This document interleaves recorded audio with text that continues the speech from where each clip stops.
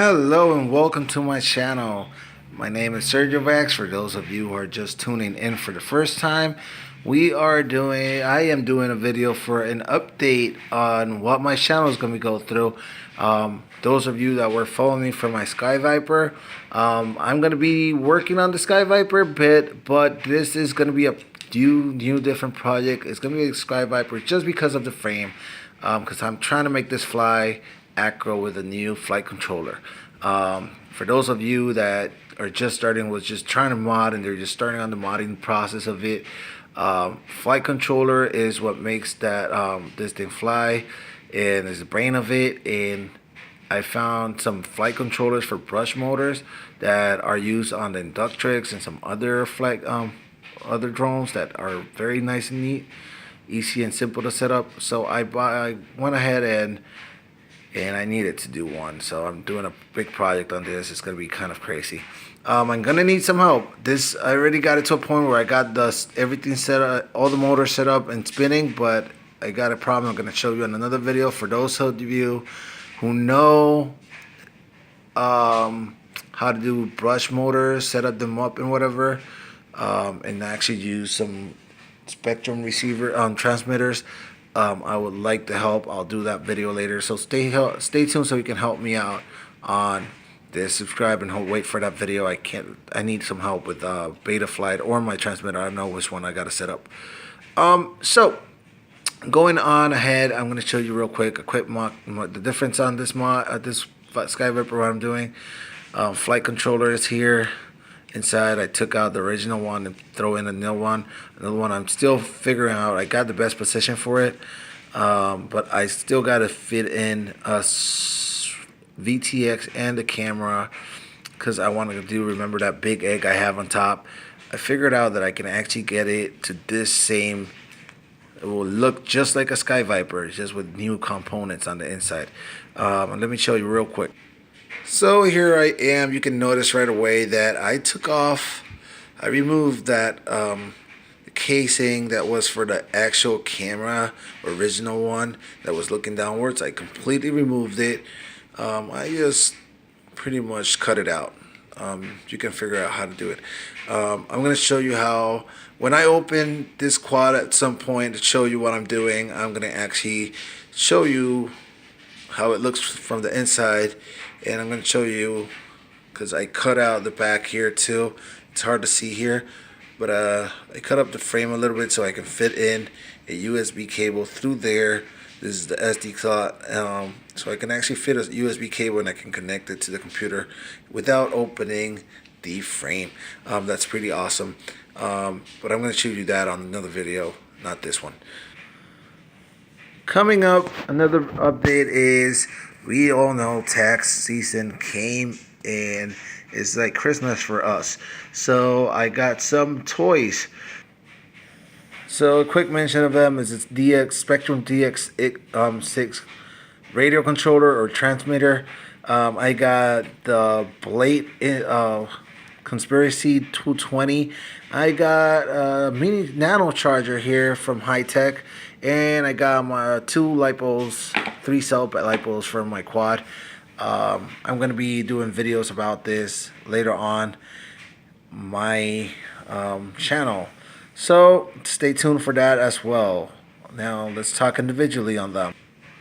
Let's start with my controller, the DX6. Original, there's a DXE. It's way cheaper.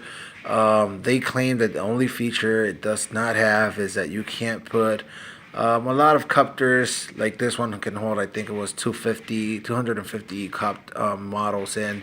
Plus you have SD card when you can add a ton more, unlimited. So, but the DXE claims to have the same things. Yeah, it's a 6-channel.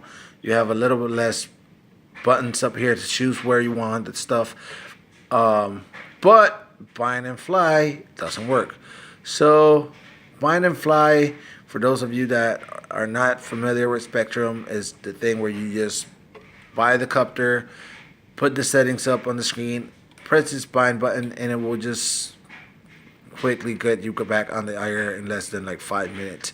where I found out it's true, but there's something that's wrong with it, at least on my model, and I'm going to show you that later on another video. Probably I'm going to show you that problems when I'm doing the cons on this thing. All right. Follow up with my plane. This plane will not have too many mods on it. I don't think I'm going to be modding this, except when I burn, of course, an ESC. If I burn one of those, of course, I'm going to have to mod it and get brand new ones. And I'm going to have to learn how to calibrate and all that stuff. Another thing is I already flew this. I crashed a couple times. I only flew it in grass area, so it's pretty safe. I kind of just scratched a little bit one of the ends of this props. You can see it right here. I'll show you on my next video on this. I'm probably going to show you what I did on the controller to get this one to fly for me. It took me like a day, or like almost 3 days, I'm going to be honest, to actually figure it out. The position on the props are pretty much the same as the Skyviper. If you've been using a Skyviper, or A, B, B, A on the propeller, so that's not going to be confusing. But one thing that if you're new, you probably won't know is this order on the motors: 1, 2, 1, 2, 3, 4. If you're looking at it from the back, and it's not necessary. I'm probably going to show you on a more specific video when I'm working on the other Skyviper. On the Skyviper where I'm modding it, I'm going to probably talk a little bit more in deep about what I've been finding, and that's one of my problems I found once. So let's get to the next stuff. Charger and LiPo.